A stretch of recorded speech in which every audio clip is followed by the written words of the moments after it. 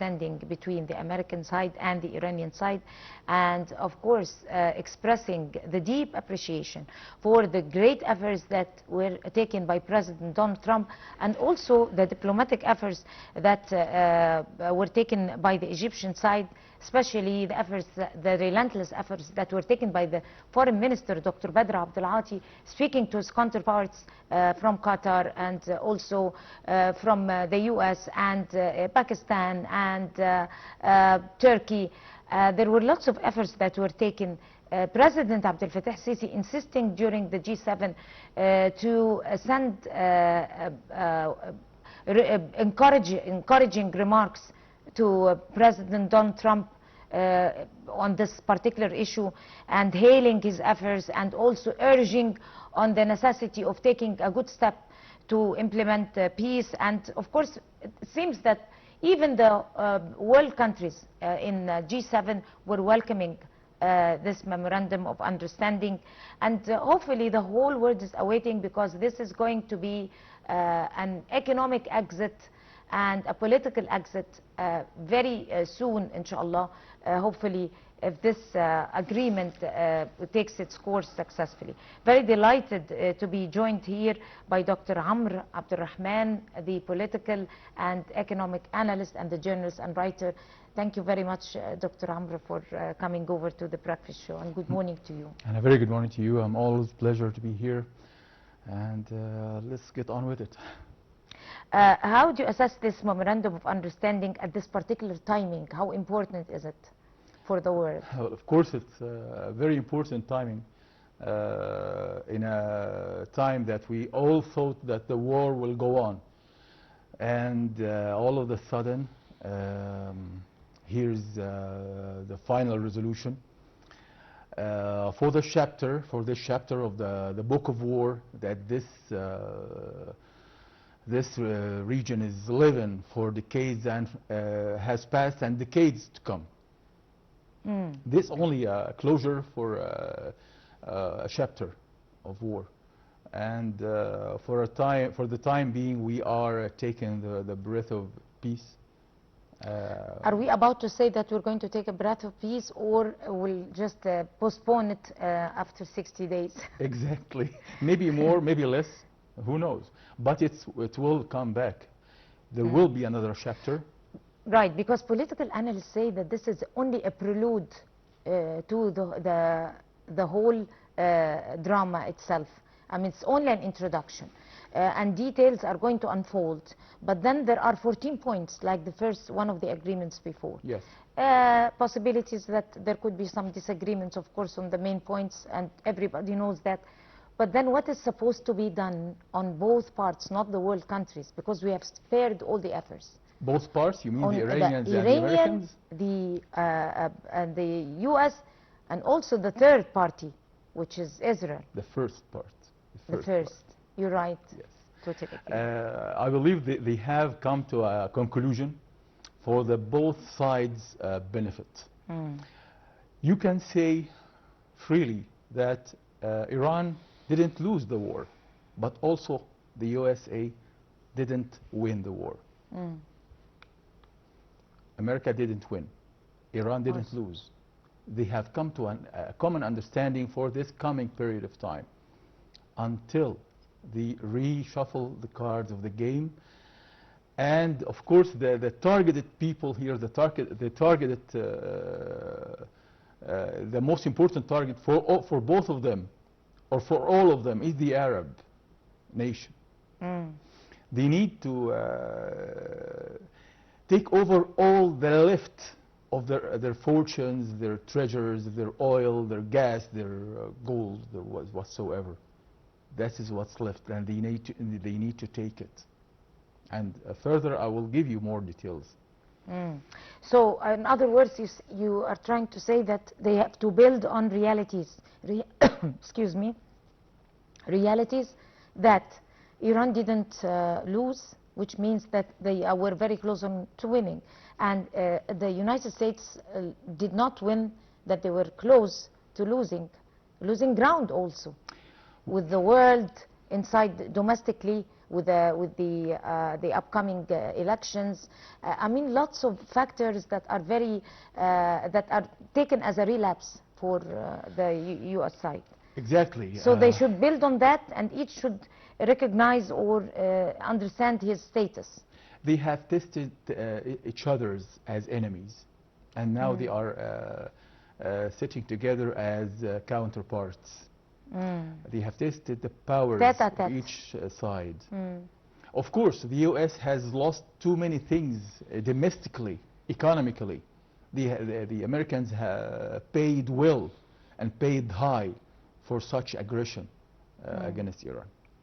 The Iranians also are, of course, suffering from the total loss of their own army. They have no army today. They only have the missiles and what's left of their naval troops.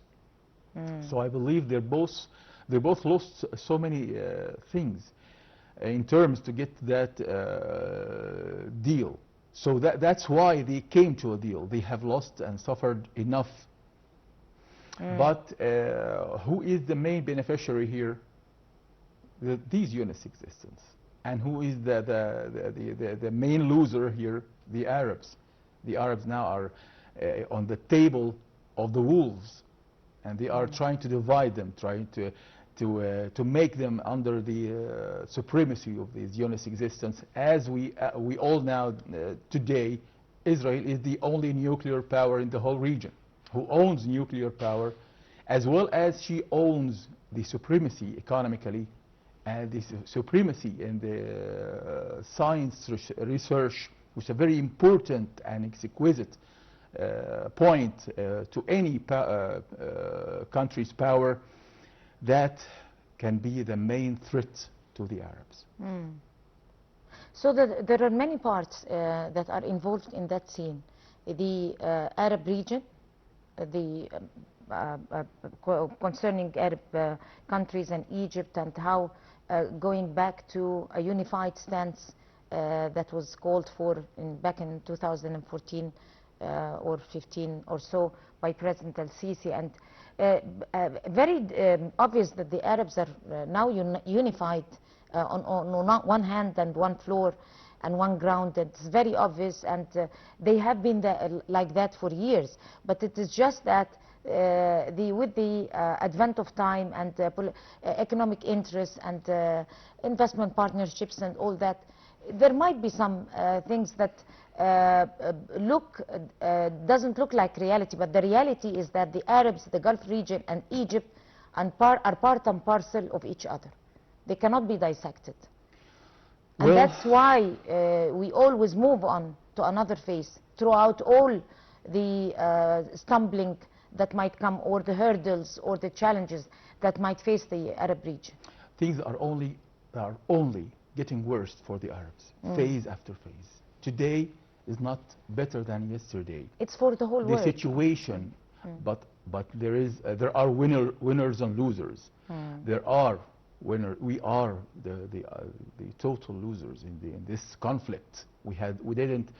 Today we are witnessing reshaping the whole territory, the whole maps of the region. Exactly. That was going to be my second. It's a very important point that you kindly mentioned, reshaping the whole political scene and the power balances. After 60 days, and if hopefully they reach a peace agreement, and probably they're going to reach because of the upcoming elections, US elections, and all that, do you think another phase is going to take its course by nature? Worldwide, like power balance are going to be changed, economic power also are going to shift from one power to the other. What exactly, how do you imagine the world to be shaped? Or is it going to be the same with some slight changes? Just changing the policies, changing the tactics, but the strategic is the same. You cannot spread peace without power. The force of power is the most important, and not just militarily, as I have mentioned, economically, nuclearly, and science research is a very, very important in the total powers of any state or any power. So I believe today that there are two camps are being shaped: the Russians, and the Chinese, and the Iranians, and the Northern Koreans on one camp. On the other hand, on the other camp, here comes the Israeli side, the American side, and some of the Arabs are in the same alliance. This is a very great, and this is a great threat to our own, as Arabs, as the whole region, the threat to our national security, because we can never win anything by taking such a side or be in such an alliance. It seems so. That, I mean, lots of things that come in different media outlets, but the Arabs are one unified stance. Nobody's on the side of the enemy, and they are, and that's why whenever something happens, they all stand unified together. Of course. This cannot be taken for any skeptical vision or according to any kind of analysis, but at the same time we face challenges and we try to communicate. And soft diplomacy also is very important.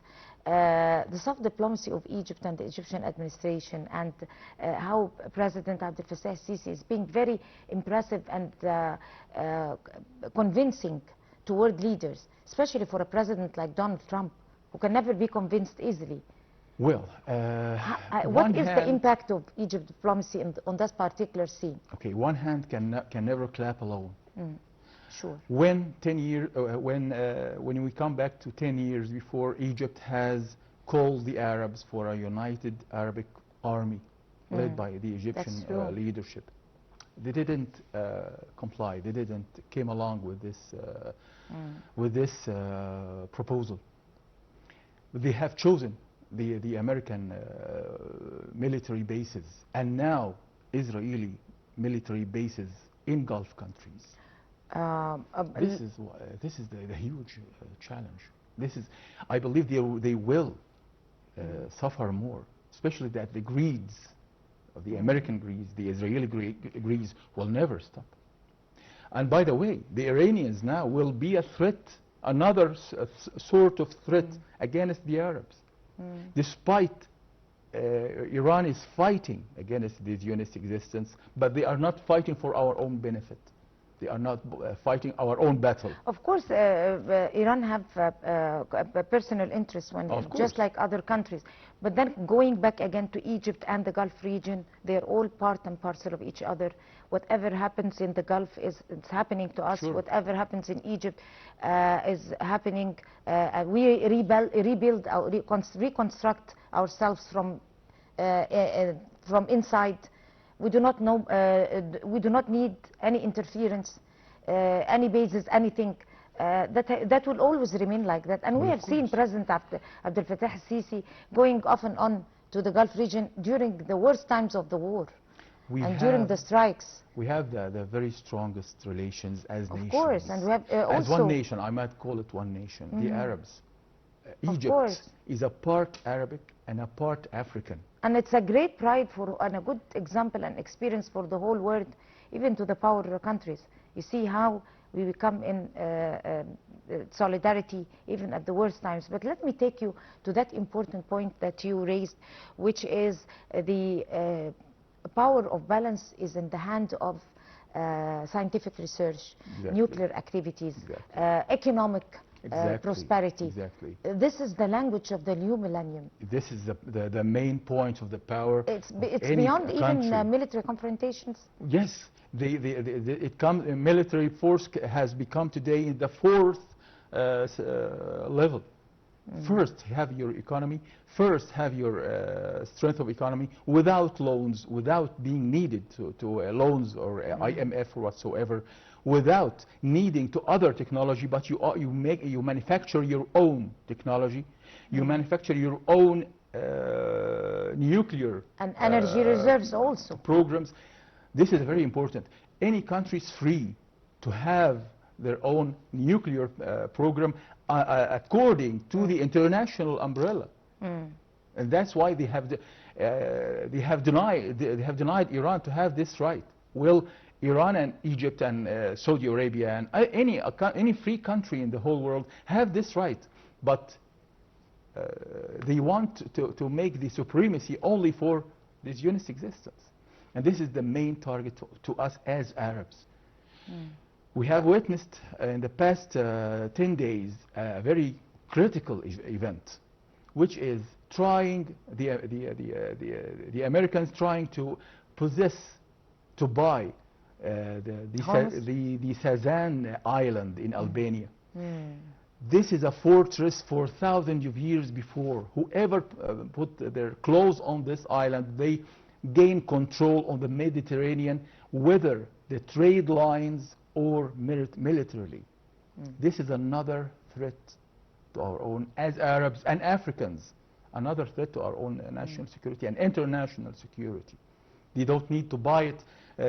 Jared Kushner and his ex-Christian then turned into Jewish Ivanka Trump for political reasons, and their third party is Nathaniel Rothschild. They have together made an agenda to buy this island for the American interests, to gain control militarily, economically on the Mediterranean. That's another threat to our own national security as Arabs, as Egyptians, as Africans.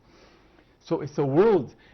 What I'm talking about here is this final resolution is not finalizing anything. It's only closing a chapter of the book. And the next chapter, God knows only, Allah only knows when it will be opened, when and how it will be opened. But today, by this war, this tactical war, they have realized who is with whom. They have built or divided the world into two camps. As I have mentioned, Iran and their allies, Israel and its allies. Israel is the leading, not the Americans, by the way. So this is the two camps. The Arabs should stick to their own unity and never go to this camp or this camp, because they're both, despite I might know who is the winning part, which should be the Russians against the Israelis finally, but this is years to come. This is strategic speech, not its time today. But they should not take sides. They only should take their own sides as the most important nation in the whole world. But then you raised a very important smart point, which is this particular phase is going to close a chapter and open another one. God knows how would it be. This is summing up the whole situation. How will it be is going to be taken by blood and tears, by the efforts and sweat of those who are going to earn it and work for it. Whoever is going to work hard to earn it is going to win. Of course, those who are leading scientific research. With these are the tools. These are energy, the real weapons. Prosperous energy future and all this, economic prosperity. These are the main weapons we should possess right now, and not just as Egyptians, as a nation, as an African. Egypt is doing all its might. Well, of course, but energy projects and infrastructure projects, and you might go ahead, of course. Well, of course, we have this two branches of one root. We were brought up to this life since more than 50,000 years in Egypt, in southern of Egypt, and then there were two branches, main branches in Africa and in the Arabic world. So we are the main route to stability and supremacy, or supposed to be supremacy in this region. But today there is a task and a huge challenge for all of us. We should unite together, get rid of any American bases in the Gulf countries, unite only around the Egyptian army. Only this is and that's how.